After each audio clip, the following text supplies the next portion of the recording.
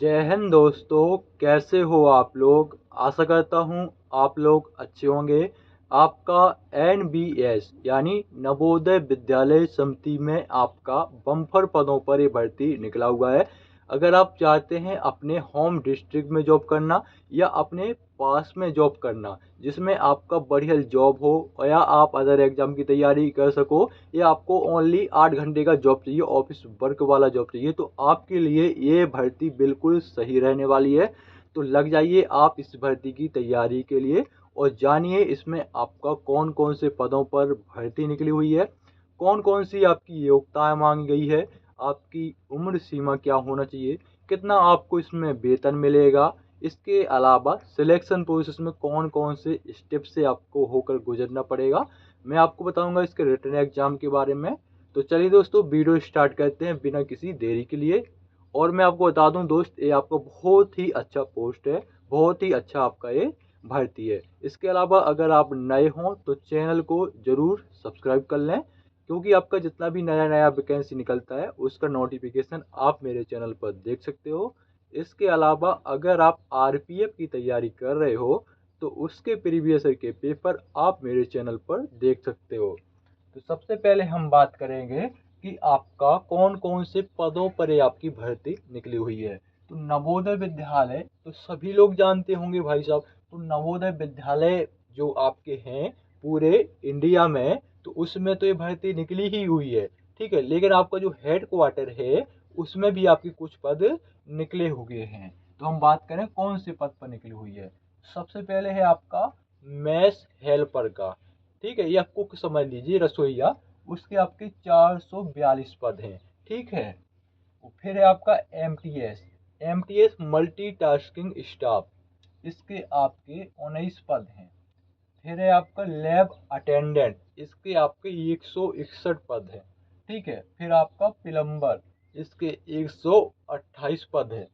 फिर आपका junior clerk समझ लीजिए, ठीक है, जूनियर सिक्योरिटी असिस्टेंट का वैकेंसी निकला हुआ है, इसके 360 पद हैं, ठीक है। फिर आपका जो आपका NBS का जो हेड क्वार्टर है उसमें भी क्लर्क का वैकेंसी निकला है, उसके 21 पद हैं। यह जो क्लर्क है इसमें आपके विद्यालय में 360, जो आपके विद्यालय बने हुए हैं उसमें आपका 360 है, और ये 21 जो हैं ये आपके जो हेड क्वार्टर है जैसे लखनऊ में, तो उसके 21 पद हैं, ठीक है। फिर आपका है सुपरवाइजर, इसके 78 पद हैं। कंप्यूटर ऑपरेटर, इसके 2 पद हैं। फिर है आपका स्टेनोग्राफर, इसके आपके 23 पद हैं।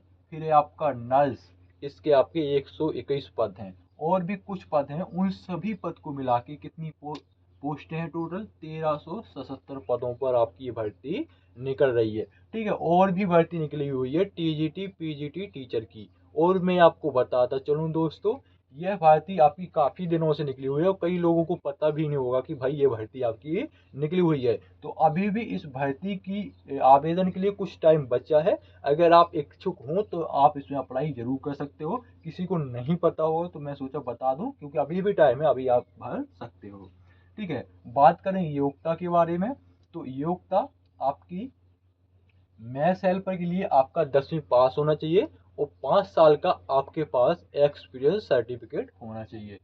फिर है आपका MTS, इसके लिए सिंपल 10वीं पास होना चाहिए।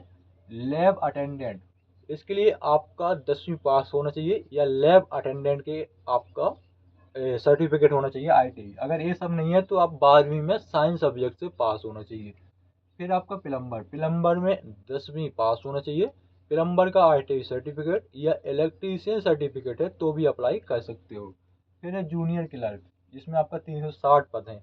इसकी आपका जो योग्यता है उसकी सिंपल 12वीं पास है, कोई दिक्कत नहीं, चाहे आपने मैथ्स से किया हो, चाहे आर्ट्स से, चाहे कॉमर्स से, कोई दिक्कत नहीं, आपका सिंपल 12वीं में पास होने चाहिए। फिर आपका क्लर्क का, इसमें सिंपल 12वीं पास। इसमें आपका सुपरवाइजर का है, इसमें कुछ योग्यता आपकी थोड़ी ज़्यादा है, तो सबसे ज़्यादा अप्लाई करेंगे आपका MTS के लिए, क्लर्क के लिए, प्लम्बर के लिए, लैब अटेंडेंट के लिए, और आपको किसके लिए, मैथ्स हेल्पर के लिए, ठीक है। स्टेनो के लिए आपका कितना है, 23 पोस्ट है, इसके लिए आपका 12वीं पास है योग्यता। फिर आपका नर्स, नर्स का 121 पोस्ट है, तो इसके लिए आपका BSc और नर्सिंग हो, ठीक है, नर्सिंग में आपका डिग्री होना चाहिए तभी आप अप्लाई कर सकते हो, ठीक है। तो ये होगी आपकी पद की संख्याएं, पद और आपकी योग्यता। अब बात करते हैं आपके ऑनलाइन डेट के बारे में, फीस के बारे में। तो देखो, ऑनलाइन जो हुए आपके 22 मार्च से ये आपके आवेदन स्टार्ट हैं। आवेदन की लास्ट डेट 30 अप्रैल 2024 रखी गई है। तो अभी आप 26 तारीख है, तो अगर आप अभी वीडियो देखोगे या कल तक भी वीडियो देखोगे तो भी आप अभी आवेदन कर सकते हो। 4 से 5 दिन है और 4 से 5 दिन साइड आपकी सही चल रही है, ठीक है। कुछ तो इसमें भर्ती में सबसे बड़ा फायदा यह है कि इसमें जो फीस लग रही है वो सभी लोग शायद अप्लाई ना करें, ठीक है। तो मैं फीस आपको बताऊंगा। तो अगर आप करेक्शन मतलब कोई आवेदन करते टाइम या आप फॉर्म भरते समय अगर कोई गलती कर देते हो तो उसके सुधार के लिए आपको टाइम मिलेगा। तो करेक्शन डेट आपकी 2 से 4 मई रखी गई है। बात करें उम्र सीमा के बारे में और उसके एज रिलैक्सेशन के बारे में, तो 18 से 27 साल आपकी एज होना चाहिए, वो आपके पद के अनुसार है, ठीक है। लेकिन 18 से 27 सभी पद में मांगी गई है। 18 से 27, किसी पद में 18 से 30 साल, किसी पद में 18 से 35 साल और किसी पद में 18 से 40 साल मांगी गई है, ठीक है।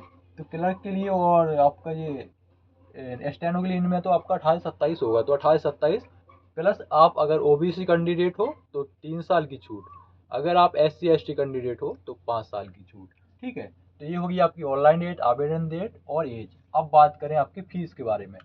तो अगर आप नर्स के लिए अप्लाई करोगे तो 1500 फीस लगेगी आपकी सभी कैटेगरी में, ठीक है। वहीं अगर हम अदर पोस्ट के बारे में बात करें, नर्स के अलावा जितनी पोस्ट आपकी बची हैं, तो उसमें आपका जनरल OBC EWS के लिए लगेंगे 1000 रुपये और SC ST के लिए लगेंगे 500 रुपये। तो ये है आपकी एप्लीकेशन फीस। तो 1000 रुपये देना, SSC की वैकेंसी निकलती है उसमें 100 रुपये लगते हैं, ठीक है। और आपका 1000 तो शायद ही आपका, मेरे कहने का ये मतलब है कि आवेदन की संख्या जो ज़्यादा रहनी चाहिए वो आपकी कम रहेगी, क्योंकि आपकी फीस इसमें ज़्यादा लग रही है। और आपके पद जो हैं 10वीं पास, 12वीं पास, 10वीं पास, ITI सर्टिफिकेट, ठीक है, तो ऐसे पद हैं। लेकिन आपका फीस ज़्यादा होने के कारण इसमें आवेदन की संख्या कम रहेगी और इसका एग्जाम भी जल्दी होगा और फाइनल इसका रिजल्ट भी जल्दी आएगा। अब बात करते हैं सिलेक्शन प्रोसेस के बारे में। तो मैं आपका जो ये एग्जाम पैटर्न लिखा हूँ ये आपका क्लर्क वाला है, क्योंकि क्लर्क में 12वीं पास मांगा गया और कुछ आपका सर्टिफिकेट एक्सपीरियंस कुछ नहीं मांगा गया है, ठीक है। बाकी के लिए आपका देख लीजिएगा, लेकिन मैं क्लर्क के लिए स्पेशली लिखा हूँ, ठीक है। उसका भी एग्जाम पैटर्न चेंज रहेगा, उसमें अलग से नहीं पूछा जाएगा। पूछेगा तो यही बस ये कि अंकों की संख्या और प्रश्नों की संख्या ऊपर नीचे हो सकती है, ठीक है। और जैसे मैथ्स हेल्पर है तो उसमें 60 अंक का आपका मैथ्स से पूछ लिया जाएगा, ठीक है। फूड से पूछ लिया जाएगा, ठीक है। फूड न्यूट्रिशन से पूछ लिया जाएगा। तो क्लर्क का आप देख लो, रीजनिंग के रहेंगे 20 प्रश्न, मैथ के रहेंगे 20 प्रश्न, GK GS के रहेंगे 30 प्रश्न, हिंदी इंग्लिश के रहेंगे 30 प्रश्न, कंप्यूटर इसमें पूछा जाएगा, इसके भी रहेंगे 30 प्रश्न।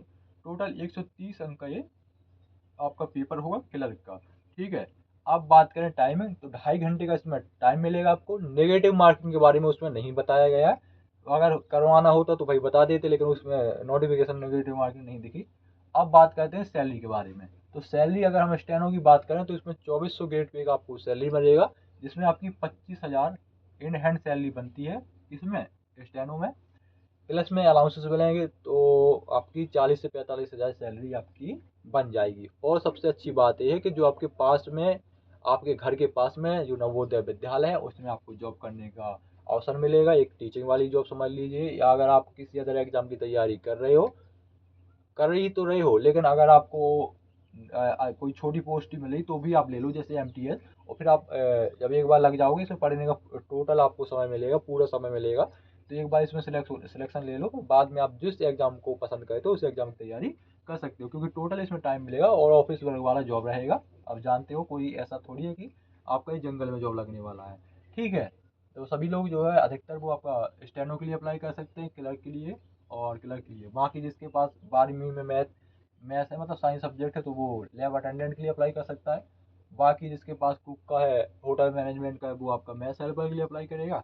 और जिसने इलेक्ट्रीशियन से, तो बहुत सारे लोग करते हैं सभी लोग। तो RT का रखा है प्लम्बर का, तो 128 प्लम्बर का है, ठीक है।